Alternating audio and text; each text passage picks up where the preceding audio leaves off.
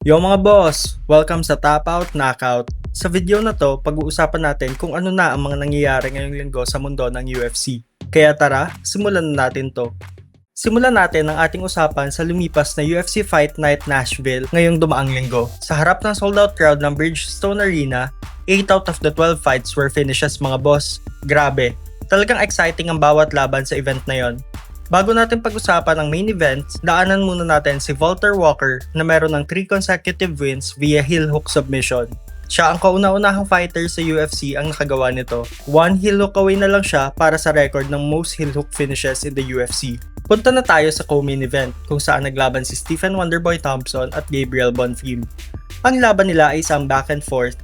Pinatunayan ni Thompson na mayroon pa siyang gas sa tangke niya at kayang-kaya pa makipagsabayan sa mga bagong henerasyon ng fighters.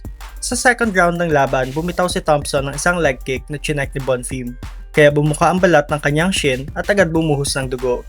Pagkatapos nito bumuka, agad ginamit ni Thompson ang sugatang paa pang head kick kung saan muntik pa nga niyang manakaut si Bonfim. Sa huli, napunta sa kamay ng judges ang resulta ng laban na ito kung saan nanalo si Bonfim via split decision dahil sa kanyang wrestling.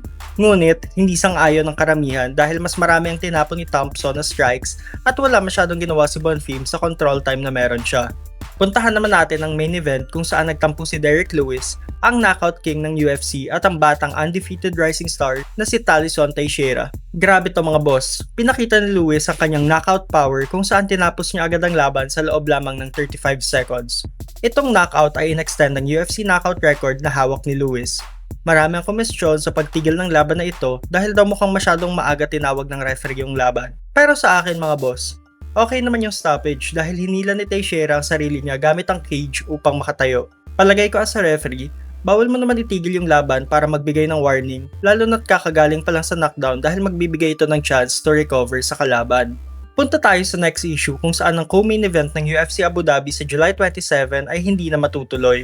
Ito ay dahil sa pag-pull out ng number 1 UFC featherweight na si Movsar Evloev dahil sa isang injury. Sa ngayon, wala pa masyadong information kung ano talaga yung injury pero naghahanap ng UFC ng replacement dahil ang kalaban sana niya ay isang inaabangang prospect galing sa Bellator na si Aaron Pico. Hindi na rin sigurado kung makakakuha ba agad ng title shot si Evloev dahil sabi ni Dana White kung mananalo siya sa laban na ito, siya ang susunod na lalaban para sa championship. Sa kabila nito, si Patricio Pitbull na lalaban sa UFC 318 kontra kay Dan Ige ngayong linggo ay gustong pumalit kay Evloev. Sabi niya gusto niya raw si Pico makalaban dahil matagal daw siyang nasa Bellator at hindi sila nagkaroon ng pagkakataon maglaban. Kung sakaling mangyari ito, makakapasok siya sa UFC record books na may isa sa pinakamabilis na pagbabalik sa kasaysayan ng promosyon.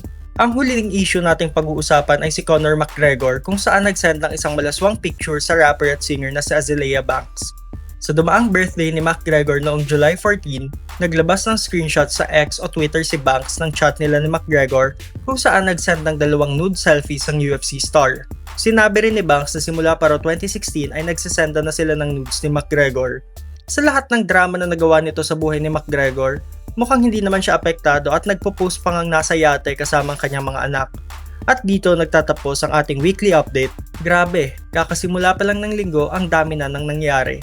Nga pala mga boss, sino sa tingin nyo ang magiging BMF sa UFC 318? Si Holloway ba o si Poirier? Drop your thoughts in the comments below and let's keep the conversation going. Don't forget to like, subscribe, and hit that notification bell so you won't miss our next video. This is Top Out Knockout and we'll see you in the next one.